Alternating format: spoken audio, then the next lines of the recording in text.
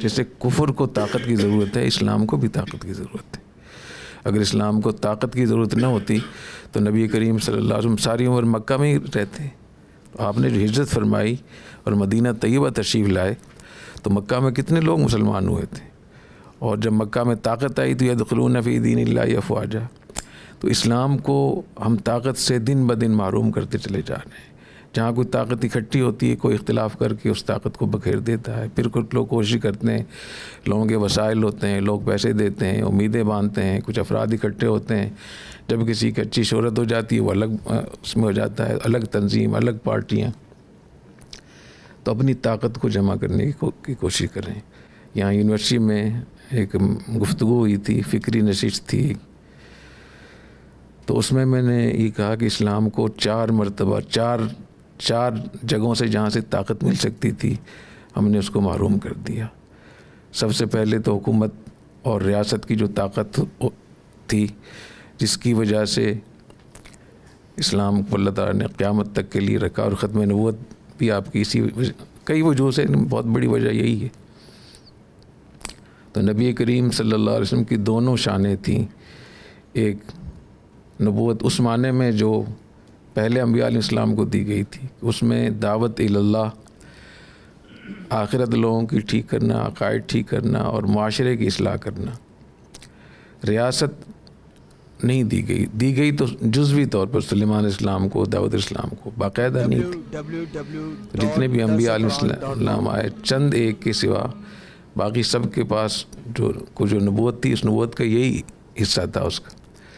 حضور اکرم صلی اللہ علیہ وسلم کی نبوت کامل اور مکمل ہے۔ اس میں اللہ تعالیٰ نے دنیا بھی دی ہے آپ کو۔ دنیا کا جو نظم ہے، لوگوں کے لیے ایک اجتماعی نظم قائم کرنا، ریاست قائم کرنا، لوگوں کے اندر فیصلے کرنا، حدود و قصاص نافذ کرنا، اور مخالفین سے، دشمنوں سے جنگ کرنا، معاہدے کرنا، تعلیم، تربیت، ہر چیز اس میں شامل تھی۔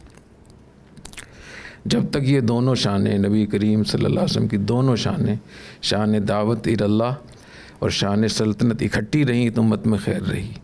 جب یہ دونوں تقسیم ہو گئی کہ سلطنت ایک گروپ کے پاس چلی گئی، حکمرانوں کے پاس، اور دعوت اللہ اور شان نبوت جو دوسری تھی وہ علماء کے پاس، تو جو اسلام اور نبی کریم صلی اللہ علیہ وسلم کی جو شان تھی دعوت اللہ کی، وہ اس ریاست کی طاقت سے محروم ہو گئی۔ اور جب کچھ مدت تک یہ رہا سلسلہ ایسا، تو پھر باقاعدہ یہ نظریہ بن گیا کہ اب ہمارا اس سے کیا تعلق ہے۔ پھر ہماری تحریکوں میں، ہمارے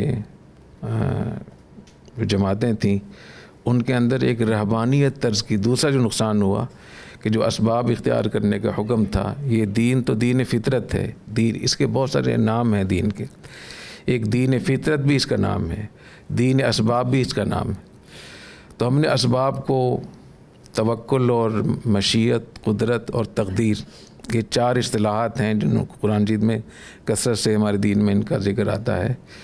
ایک اللہ تعالیٰ کی مشیت ہے، ایک اللہ تعالیٰ کی قدرت ہے، اللہ تعالیٰ پر توکل ہے، اور تقدیر ہے۔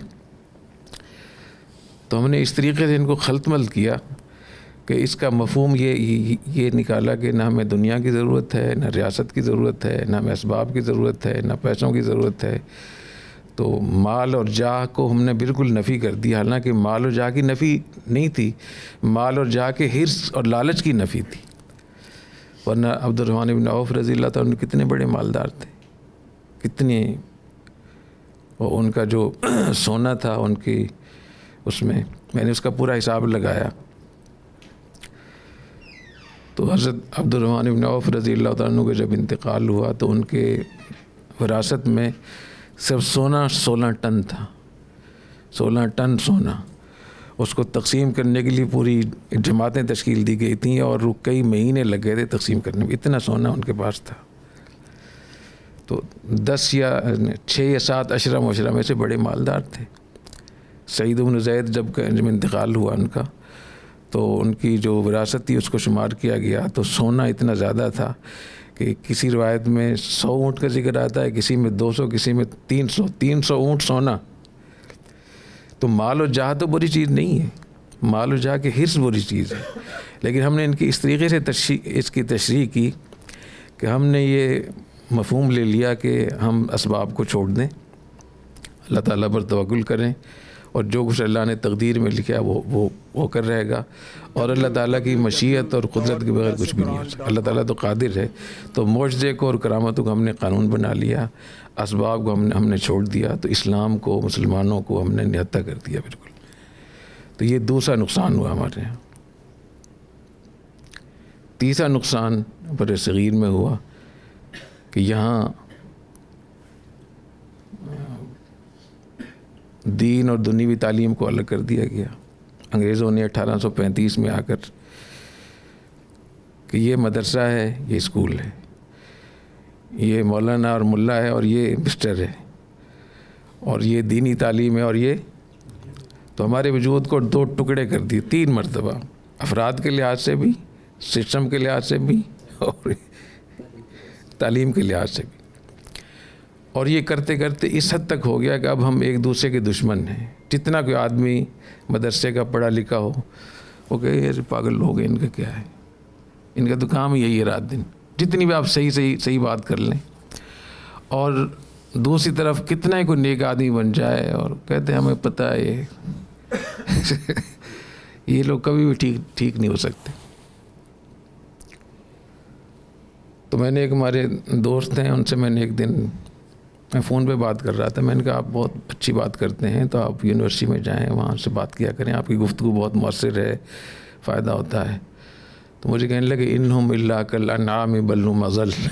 تو میں نے کہا وہ تو کل انعام ہے، آپ تو آج ہی انعام ہیں۔ تو غلط بات ہے نا، آپ کتنی بڑی جانشینی آپ کے پاس ہے، کتنا بڑا پیغام آپ کے پاس ہے۔ اگر رسول اللہ صلی اللہ علیہ وسلم طائف جا سکتے ہیں، ابو جہل کے پاس جا سکتے ہیں، ابو لہب کے پاس جا سکتے ہیں، اور تمام قبائل کے پاس جا سکتے ہیں، تو آپ اپنے لوگوں کے پاس، یہ تو مسلمان ہیں سارے، تو کیوں نہیں جا سکتے؟ انہی لوگوں کے پاس تبلیغی جماعت والے جاتے ہیں، تو کیسے لوگوں کو لے آتے ہیں وہاں۔ تو یہ جو ہم آرام سے بیٹھے ہوئے ہیں بالکل، اور بیٹھے بیٹھے فائرنگ کرتے رہتے ہیں، یہ غلط ہے، بالکل بھی مناسب نہیں۔ تو اس تقسیم کا کتنا خطرناک نتیجہ ہوا۔ اور چوتھی تقسیم جس سے اسلام اور محروم ہو گیا، ہماری تحریکیں، وہ ایک انگریزوں نے ہمیں تقسیم کر دیا کہ ہر محلے میں ہمارا مقتدی تقسیم ہوتا ہے، مسجد تقسیم ہوتی ہے، ہمارا امام تقسیم ہوتا ہے، اور ہماری خانقاہ تقسیم ہوتی ہے، ہمارا مدرسہ تقسیم ہوتا ہے کہ مدرسے میں فلاں تعلیم جو دیوبندی کا بیٹا بچہ ہے وہی پڑھ سکتا ہے، دوسرا نہیں پڑھ سکتا۔ تو ہم نے اتنا محدود کر دیا، پھر ہم یہ امید رکھتے ہیں کہ ہم اسلام کو غلبہ دیں گے، ایسے کیسے ہو سکتا ہے؟